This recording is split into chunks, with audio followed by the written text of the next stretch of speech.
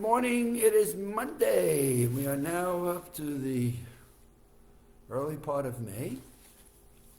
And my calendar some days just pop. So I got a text this morning and off I go. And I never want to miss my Live with Tony's if I can avoid it.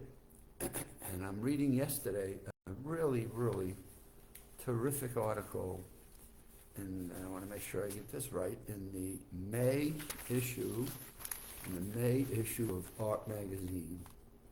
And this is almost an article that needs to be given to everybody. Forget about the fact that you're ARP and you're a member of ARP. It's almost one that really, really helps people at any age. Because here's the thing, and especially with the years of COVID, where we've shut down and we've limited activities for kids and adults, and trying to keep them in, and what they could do, and the creativity they need to do. But here it is. Think on your feet. Think on your feet. And I'm reading this article, and it's like, wow, this is really so helpful. It's written by a Martha Murphy. She's an award-winning writer.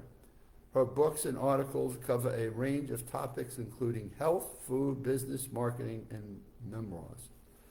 Martha Murphy, thank you very much for this article. I think it is well done and really is terrific. So here we go. COVID brought an end in workouts at the gym.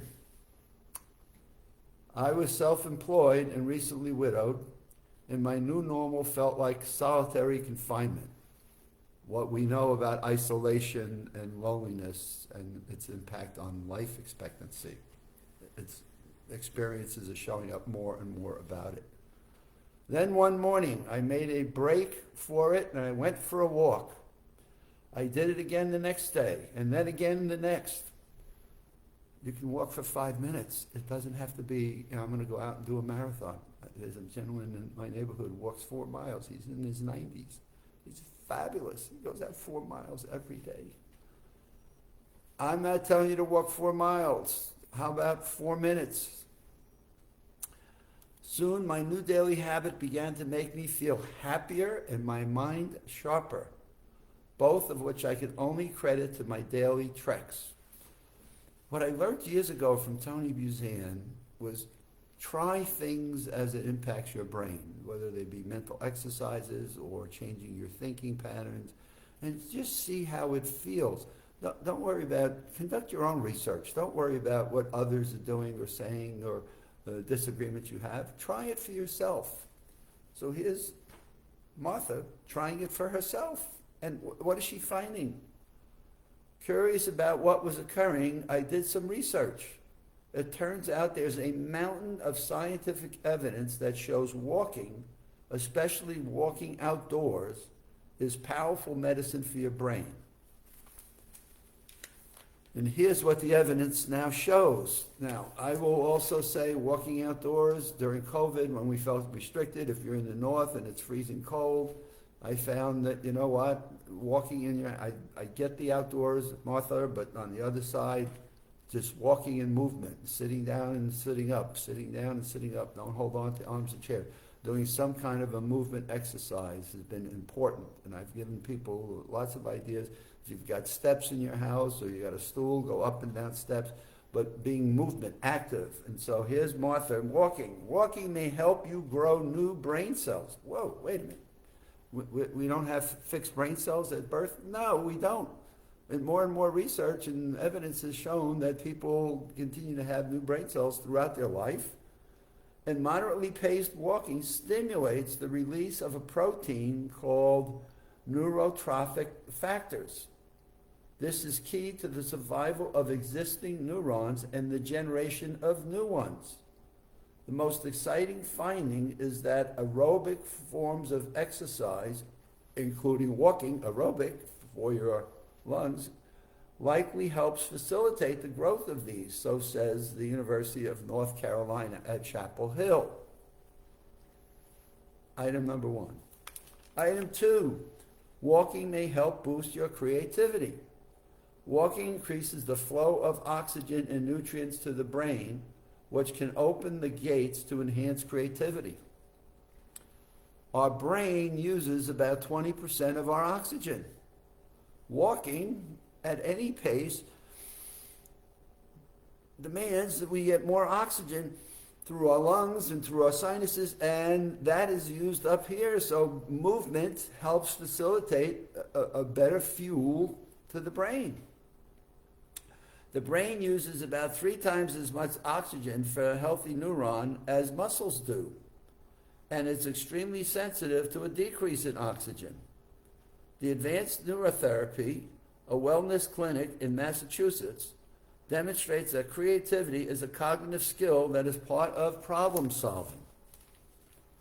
She's done a great job here.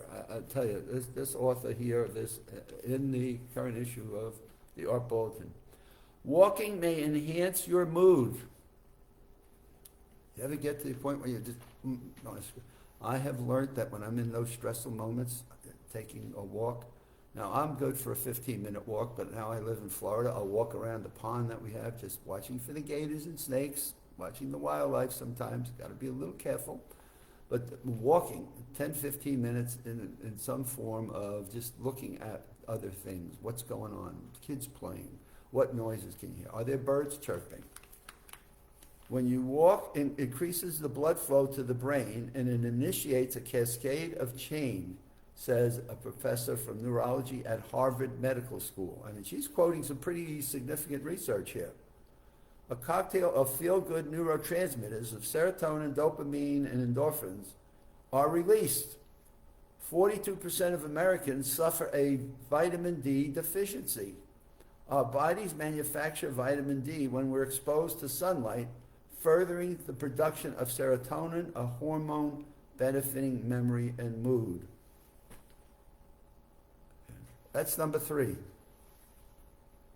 So we're walking, getting new brain cells, we're walking and boosting our creativity, and we're walking, it changes your mood. Who wouldn't want to be happy every day, or at least more pleasant? Number 4, walking may reduce the risk of cognitive decline.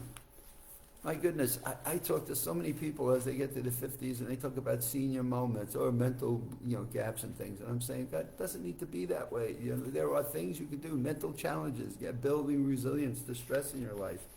And here comes Martha talking about walking reduces the risk of cognitive decline. Participants who walk more than 4,000 steps, so we don't even need to do the 10,000. As I did a session last week, the 10,000, it was a marketing ploy. 4,000, okay, per day. Has healthier brain tissue in the areas responsible for memory, learning, and cognitive function than those who did no walking.